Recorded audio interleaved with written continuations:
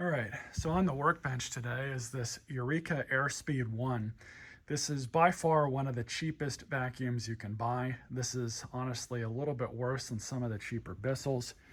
The plastic on this machine is really flimsy, really poorly made, but it matches its price point. These, I believe, go for about 50 or 60 bucks brand new. And this one is really no different. Off camera, I did clean this thing up a bit. It was really dirty. I did that just to get it into somewhat of a presentable condition for this video, even though this is going to be sort of a service video on it. There's not really much to service on them. They are pretty simple. That's one good thing about them.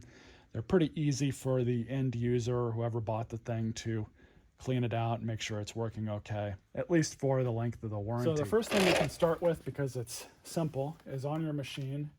If you want to clean the bin out on these models, it's pretty easy. It's kind of a quirky design though.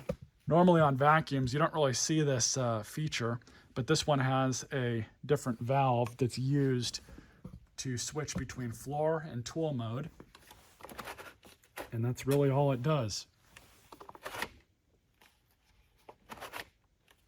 So in order to get to the filter on this and to clean out the cup, all you do is lift this up, pull this filter out. You're going to take this over to your sink or preferably your garden hose outside. You're going to rinse this thing out until the water coming out of it is clear. This filter is worn out. It should be replaced. It's still usable. With the filter removed, you have access in here. You can clean this out, but that's not where we're going to stop. You have your bottom bin here. Really quirky design, but you do that just to dump it out and empty it as you normally would. It does not have the flap at the bottom. Now you have your cyclone. This, all you have to do is rotate this down just like that, and then you have better access to everything here, and you can clean that out. If you want to go one step further, if you're really careful, this thing is only locked in here with a couple small tabs. So you just press down on it just like that, and then you can pull it on out. I don't anticipate that as this thing ages, you're going to be able to do this for very long without it actually breaking the thing.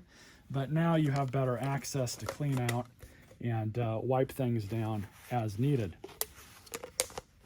I have already, as I said, made this thing somewhat presentable for this video. I blew everything out with compressed air. I have not washed it. I'm not going to wash it outside of what I did with the filter. But in order to put this back together, it just goes back in the same way. And if you so desire, you could take all these plastic parts, including the bin, to your kitchen sink. Use some, Ajax or any sort of degreasing dish soap. That'll work perfectly fine. And you can scrub this thing out until it's clean to your liking. So, but in order to put this back in, you're just going to line up that piece right there, up there at the top, just like this. And what I've found is if you just press down on it, just like that, it'll lock back into place. As I said, I don't anticipate that that's going to last very long if you do this. These machines are not made to, last any longer than 2 or 3 years. They are meant to be disposable. It's just the nature of something that you spend such a small amount of money on. But if you want to get as much life out of it as you can, follow what I'm telling you. So now you just have to put this guy back in, the bottom part of your cyclone, and it can only go on one way. You just got to remember to line this up just like this, and then rotate just like that. So now everything's open up here just like it should be. I'm going to go ahead and wipe this out once more, and then you're just going to grab your bin.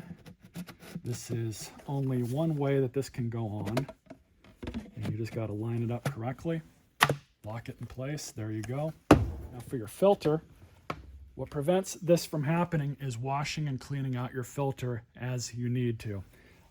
Honestly, I would recommend after every 2 or 3 vacuuming jobs to pull this thing out, rinse it off. You can get other ones on Amazon to have spares. Links in the description. This one, because of the way it wore, we can see how it goes back on, but they can go on either way. But we just do it just like that. There you go. Before we put the bin back on, gain access to the brush roll. Now, these brush rolls and these housings for them are kind of different. Normally on most vacuums, you go in from the bottom and you take the plate off. This one, you go in from the top. So you have 1, 2, 3, 4 screws. They're Phillips heads. We're just going to pull these out.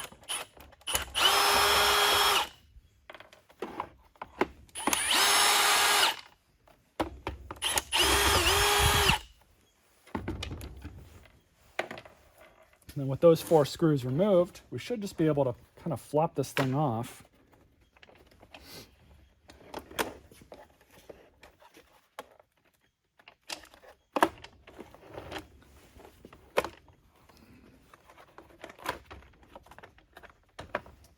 And it's easier on us.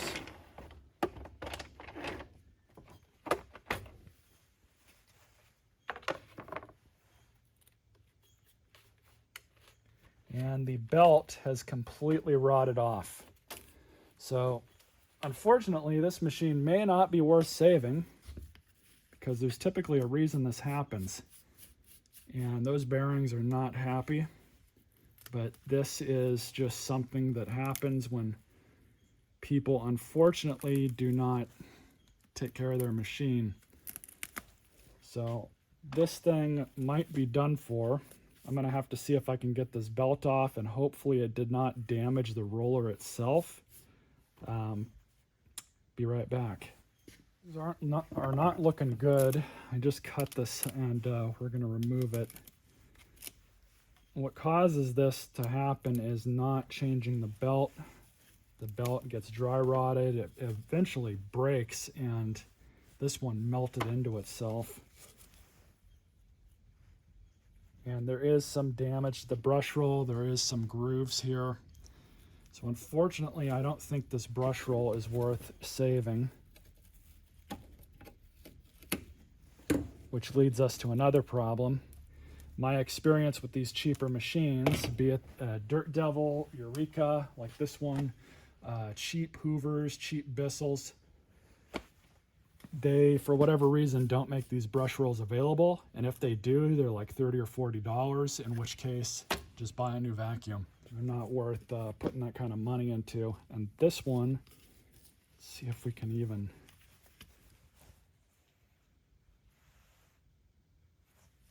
Yeah, this thing is, I'm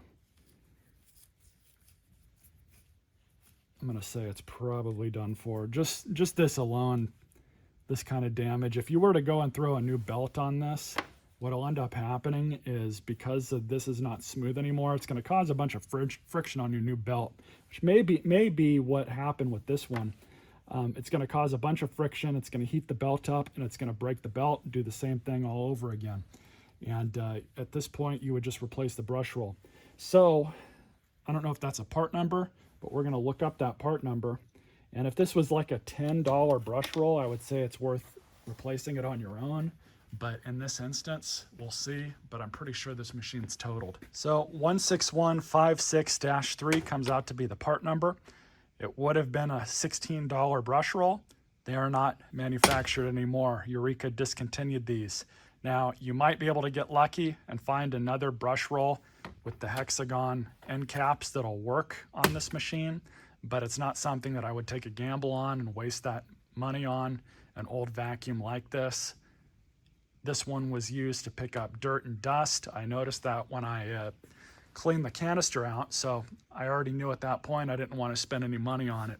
Unfortunately, this thing is not worth fixing, but if you were to fix it, you would simply just get the brush roll, get the new belt, put the belt on the end of the motor, loop the brush roll through it, plop that back in. You're going to have some tension, so you're going to want to put this end in first, and then kind of roll it on just like that, and then rotate it, make sure everything's lined up, put this cover back on, the 4 screws, and you should be good to go at that point.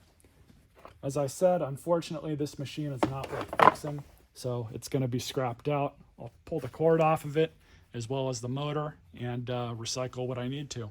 Stay tuned for more videos.